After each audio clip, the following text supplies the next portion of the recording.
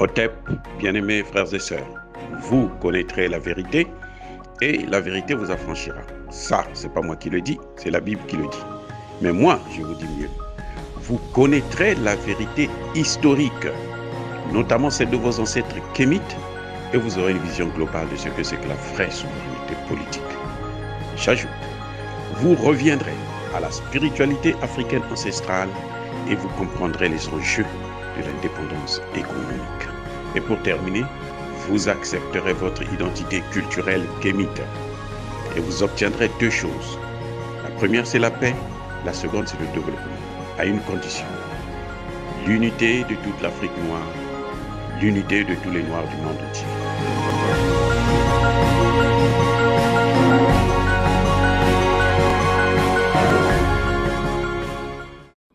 Otep à tous, bien-aimés frères et sœurs. Vous savez, depuis 2 semaines par là ou 3, le gouvernement du Niger a dénoncé les accords de coopération militaire avec les États-Unis d'Amérique. Donc, ils sont sur le départ. OK. Maintenant, je dois me poser la question. Pourquoi il y a eu ces accords?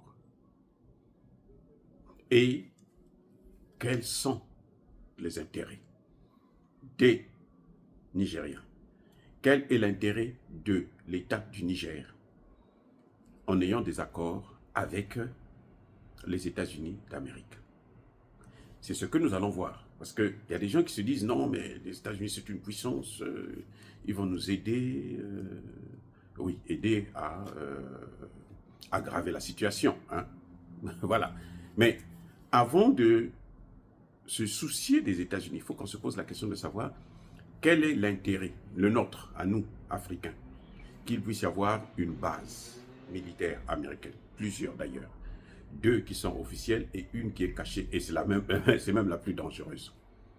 La base de Dirkou, c'est la plus grande, la plus dangereuse, où des gros avions porteurs américains peuvent atterrir.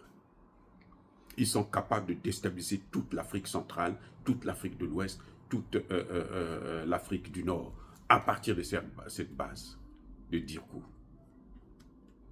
Alors, quel est l'intérêt du Niger?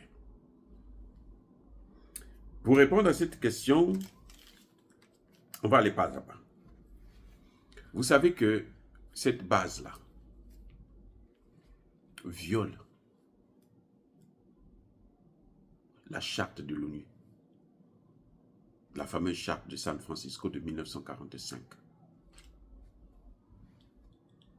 Quel est l'intérêt du Niger de violer, d'encourager à ce qu'on puisse violer la charte de l'ONU, notamment en ce qui concerne l'ingérence dans les affaires intérieures d'un État souverain? La charte soutient la non-ingérence. Mais la présence des États-Unis est contraire au principe de non-ingérence dans les affaires intérieures d'un État souverain, puisqu'ils viennent pour lutter contre le terrorisme alors qu'on ne les a même pas appelés. Cette charte, et plutôt cette base militaire, viole même la charte de l'Union africaine. Puisque les Américains interdisent au Niger d'avoir de coopérer avec la Russie, avec l'Iran. C'est le principe africain de l'Union africaine qui prévoit dans sa charte le droit à l'autodétermination des peuples. C'est-à-dire le droit d'un peuple de choisir ses partenaires. Le Niger a l'uranium, comme je l'ai toujours dit, ce n'est pas un repas, ce n'est pas le méchoui, ce n'est pas la viande de bœuf. C'est utilisé pour le nucléaire. Le Niger n'a pas cette technologie. Laissez le Niger vendre ça. Pourquoi le Niger est obligé de vendre à ceux qui ne l'achètent pas, mais qu'ils prennent ça gratuitement? Si l'Iran peut acheter son uranium, l'Iran achète son uranium. En quoi le Niger est obligé d'appliquer les sanctions que les États-Unis violent quand ils veulent, Ils ont pris des sanctions contre la Russie, mais ils consomment le pétrole russe, le gaz russe. Qu'est-ce que nous, on en a à voir? Donc, la présence militaire américaine est en violation non seulement de la charte de l'ONU, mais aussi de la charte de l'Union africaine. Je dois vous informer que cette présence militaire est intervenue sur une simple note verbale. C'est-à-dire qu'on vous dit, bon, écoutez, nous voulons avoir une base militaire chez vous, quoi. Non, on ne dit pas nous voulons, parce que quand tu dis nous voulons, ça veut dire que vous demandez l'autorisation. Mais on vous informe, nous avons une base militaire chez vous. Qu'est-ce que vous pouvez faire? Rien. Si vous boudez, on vous tue. Tous. À commencer par le président lui-même. C'est pour ça que Bazoum était devenu leur esclave. Bref. Là encore, ça montre que il n'y a pas l'intérêt du Niger dans cette affaire. Mais c'est une base de drones qu'il y a là. Oui. Celle d'Agadez, là, c'est la plus grande base de drones que les États-Unis ont dans le monde. Mais ils n'ont jamais vu les terroristes là où ils habitent, là où ils se cachent. Ils n'ont jamais donné des adresses des terroristes au gouvernement, à l'armée nigérienne. Alors quel est l'intérêt pour le Niger d'avoir une base militaire américaine si elle ne sert pas ses intérêts? Et c'est certainement depuis là, depuis cette base-là, qu'ils recrutaient justement les terroristes qu'ils ont envoyés dans le Sahel, au Mali, au Burkina Faso et autres. C'est pour contrôler le travail qu'ils font, ces terroristes. C'est pour leur donner le renseignement. Voilà comment il faut faire. Voici là où vous allez partir. Voici là où vous ne devrez pas partir. Et quel est l'intérêt du Niger de garder une telle base sur son sol? Ah ben, je dois vous dire encore, ce qui est encore plus grave et cynique, c'est cruel, c'est de demander au Niger de payer les frais d'atterrissage, de vol, de parking des avions militaires américains. Et oui, c'est le Niger qui payait. C'est le Niger qui payait pour les intérêts américains dans le monde. Ce n'est pas nos intérêts, hein. Ce n'est pas l'intérêt de l'Afrique. Ce n'est pas l'intérêt du Niger. C'est les intérêts américains. Puisqu'ils ne sont pas là-bas pour lutter contre le terrorisme. Au Niger, non. Si c'était pour ça, ils allaient partir en Libye. Pourquoi ils ne sont pas partis en Libye? C'est pour les intérêts américains. Et il y a autre chose encore plus intéressante. C'est que la base américaine à Djibouti, la terre qu'ils occupent là, l'espace qu'ils occupent là, c'est quoi? C'est en location. Les États-Unis payent plus de 60 millions de dollars par an pour garder cette base à Djibouti. Alors, question. Combien ils payent au Niger? Zéro. Zéro. Au Niger, ils payent zéro. Puisque même leurs avions, c'est le Niger qui doit payer. Le kérosène, les trucs comme ça, c'est le Niger qui doit payer. Ça se chiffre en milliards. Donc, dans le budget du Niger, là, on doit mettre aussi la présence militaire américaine. Qu'est-ce qu'une telle présence peut apporter à un pays? Soyons sérieux, les amis. Qu'est-ce qu'elle peut apporter à un pays? Si vous ne payez pas les taxes, les frais de logement, de location, de l'espace que vous occupez, vous apportez quoi? Vous apportez quoi? Quand le Nigeria a coupé l'électricité là, est-ce que les Américains ont pris l'électricité chez eux là-bas parce qu'ils ont toujours l'électricité 24 heures sur 24 pour envoyer, pour donner à la population? Non. Qu'est-ce que ça nous apporte? Rien.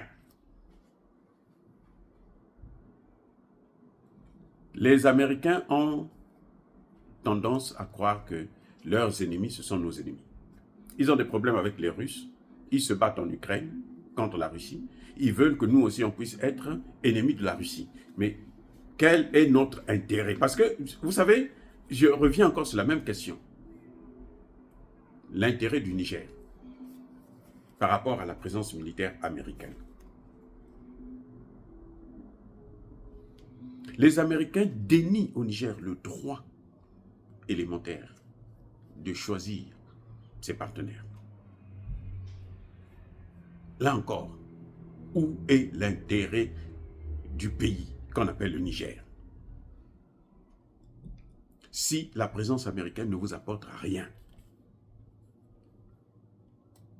Donc, vous voyez, c'est vraiment ce qu'on appelle un marché de dupes qu'il y a eu entre le Niger et les États-Unis. Et c'est d'une méchanceté. Pourquoi je dis que c'est très méchant? Les États-Unis ont un budget de 860 milliards de dollars par an pour l'armée américaine. Ils ont une armée qui est au Niger. Ils n'utilisent pas quelques millions de cet argent-là, le budget américain. Ils préfèrent prendre le peu que nous avons pour nous piller, nous appauvrir encore plus. Vous ne voyez pas que c'est cruel, c'est inhumain? C'est même pas un marché de dupes, mais c'est-à-dire que ce sont des criminels seulement qui peuvent faire des choses pareilles. C'est comme si vous venez chez moi, je ne vous ai pas invité. Vous dites, moi je veux m'installer ici. Et demain, vous demandez ma femme. Et c'est à moi de vous nourrir, de vous loger. Alors que je ne vous connais pas. Je vous ai à peine vu un jour comme ça dans la rue. C'est-à-dire que c'est ça ce qu'on appelle le gangstérisme d'État. Un État gangster. Un État voyou. Un État bandit, un État brigand. Ce que vous voyez avec les États-Unis. En tout cas au Niger. Et ça ne peut plus continuer.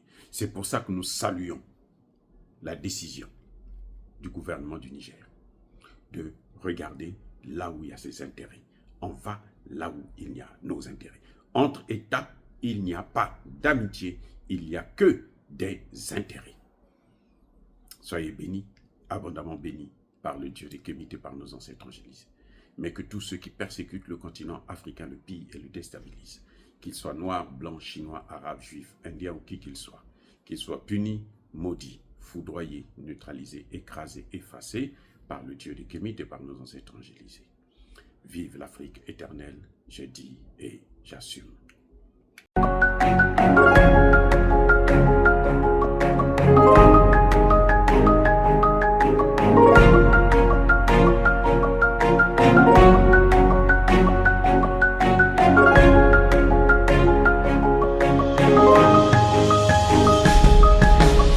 Eux, ils marchent par la foi et non par la vue. Mais moi, je vous conseille vivement de marcher par la connaissance scientifique et historique, notamment celle de nos ancêtres kémites, par les 5 sens et par l'intelligence. Otep, vive l'Afrique éternelle et que Dieu vous bénisse. Abou Abia.